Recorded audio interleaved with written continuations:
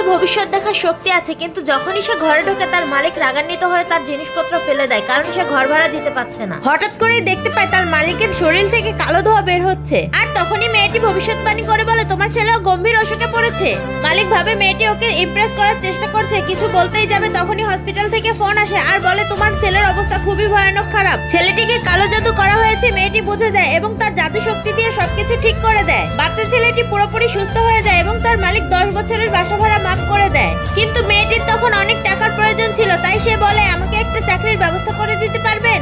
আর তখনই বাচ্চা ছেলেটি বলে ওঠে এই মেয়েটি অনেক সুন্দর, এই মেয়েটি ইচ্ছা করলে লাইভ চ্যাট করে টাকা ইনকাম করতে পারে। লাইভের মাধ্যমে মেয়েটি দাবি করে সে ভবিষ্যৎবাণী করতে পারে, আর মেয়েটি বলে তার ভবিষ্যৎবাণী করার জন্য 1000 টাকা চার্জ দিতে হবে।